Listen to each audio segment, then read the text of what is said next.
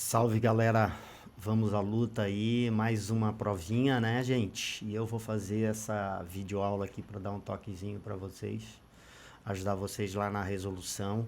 A gente já sabe, por exemplo, né, que a nossa prova vai ter dois temas bem destacados. Um é o Diário de uma Favelada da Carolina de Jesus, do qual a gente já falou em sala bastante, né?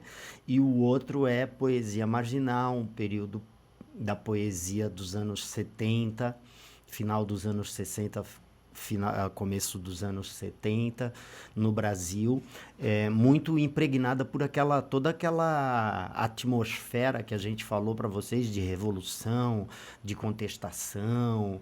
Então, esse período de poesia aí é o período de poesia que a gente vai abordar. Então, vamos começar pela poesia marginal, falando um pouquinho de um dos poetas. Vocês sabem, né? Vocês têm ali os 5 poetas, são mais poetas, mas a gente selecionou 5 para dar uma olhada numa panorâmica dessa poética. O Cacaso, a Ana Cristina César, o Paulo Leminski, Chacal, Francisco Alvim. São esses aí que a gente vai estudar. E eles estão no mesmo clima daquele tropicalismo lá que a gente viu, se vocês se lembrarem. Muitos desses caras aqui, inclusive, escreveram letras para os autores do tropicalismo. Caetano Veloso, Gilberto Gil, Tom Zé cantaram músicas desses caras aqui, tá? Então, quando a gente vê um poema, como por exemplo, um poema com essa influência aqui, que é uma influência do concretismo, a gente tem que considerar que, na verdade, trata-se de mudar o potencial de significação, né? Inventar uma outra forma de significar, por exemplo, uma frase como essa daqui, tá? O infinito dos seus olhos me faz encontrar o infinito dos seus olhos. Olha só, gente, fica infinito, e esse aqui é justamente o sinal do infinito. Então, é descobrir novas formas de dar significação, e esse é um dos aspectos importantes dessa poesia. Isso aqui é uma poesia do glorioso poeta marginal Paulo Leminski, Lua na água, alguma lua, lua alguma, ó. Isso aqui, na verdade, dá um novo potencial de reflexão.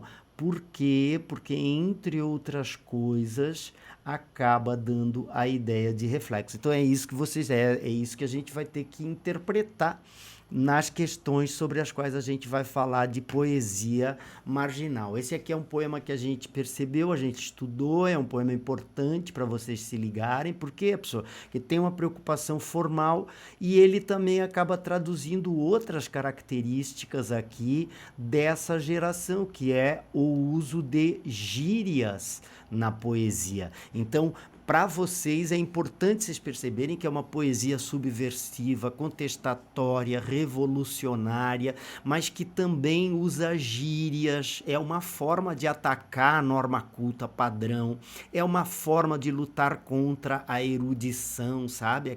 Aquele empolamento todo, aquela linguagem que é aquela linguagem formal. Não, esses caras não querem nada disso, eles lutam pela informalidade, eles são contra a linguagem erudita. Todos esses 5 poetas aí são todos marcadamente anti-norma padrão culta, tá certo? Então é importante a gente salientar isso. Um outro detalhe igualmente importante, vocês perceberem que aqui o tema é o tema amoroso, ó, mas é a ideia do tema amoroso com a ideia de humor, a ideia de ironia. Então se liga, pessoal, porque aqui não tem romantismo, bem pelo contrário, é o antirromantismo. Só que esses caras não se limitaram ao universo dos temas amorosos, tá? Aqui nesse poema aqui, o que a gente percebe, por exemplo, é uma referência ao período ditatorial, em que socaram goela abaixo uma industrialização que transformou a realidade social brasileira para pior, né? Gerou muito mais miseráveis. A Carolina de Jesus é um exemplo da miséria gerada pelo processo de industrialização, urbanização e industrialização do Brasil. Então, nesse poema aqui, as aparências revelam, afirma uma firma que o Brasil confirma. Vamos substituir o café pelo aço. Vai ser duríssimo descondicionar o paladar, vai ser difícil desacostumar o paladar. O brasileiro não vai mais tomar café, vai ter que tomar aço.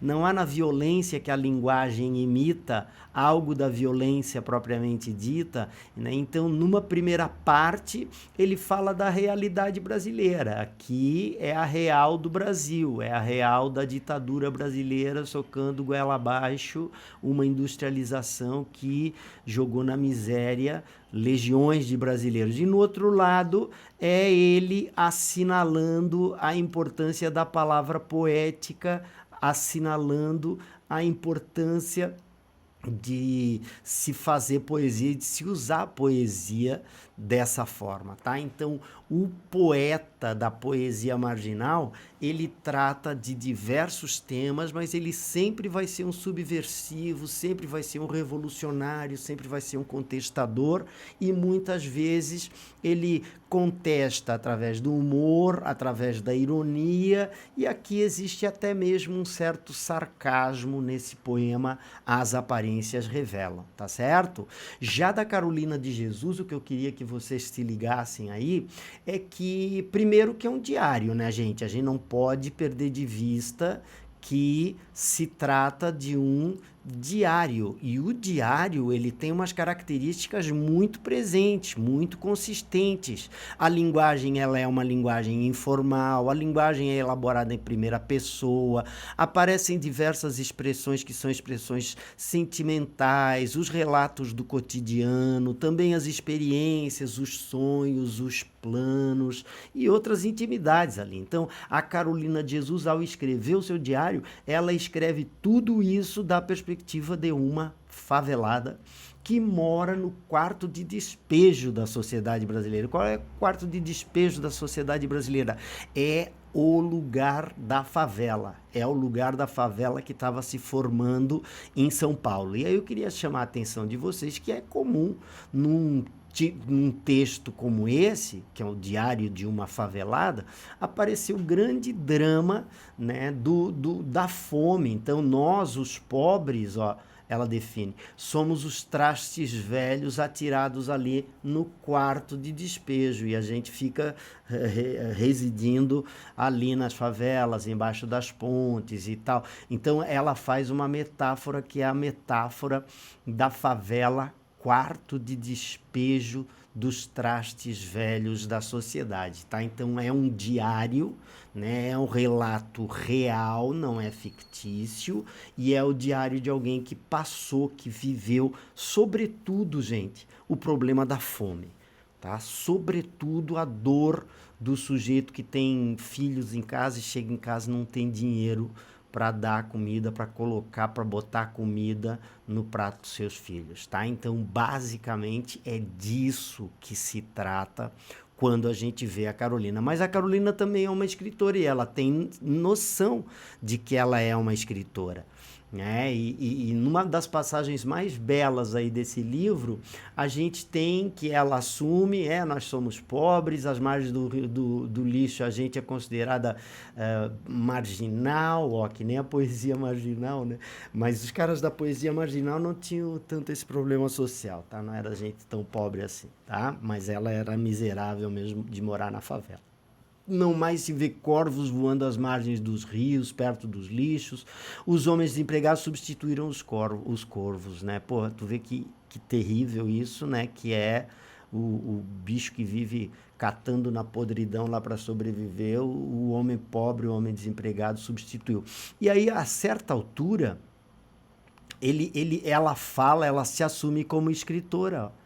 Eles sabem, os políticos sabem que eu sou poetisa. Então é um momento do livro no qual ela adverte os políticos. Ela diz, vocês sabem, eu sou poetisa. Mas mais do que advertir, ela também considera a condição feminina dela, né? Ela é mulher, né? E ela assinala ali que o poeta é aquele cara que vai lutar, ó, enfrenta a morte, vai lutar pelo seu povo, vai lutar pela sua gente, vai lutar para livrar da miséria aquelas pessoas que, de certa forma, são as pessoas com as quais ele convive.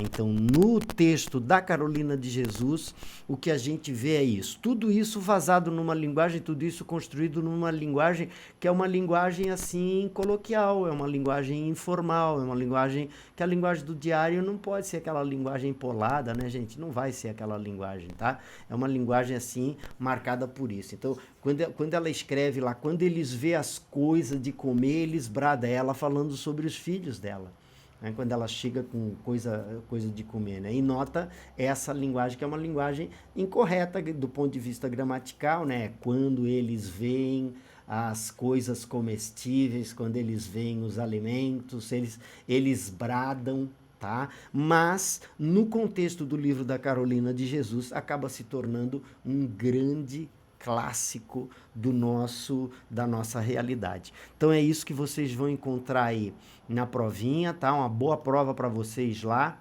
E grato demais pela atenção e até mais, tá, gurizada? Boa prova!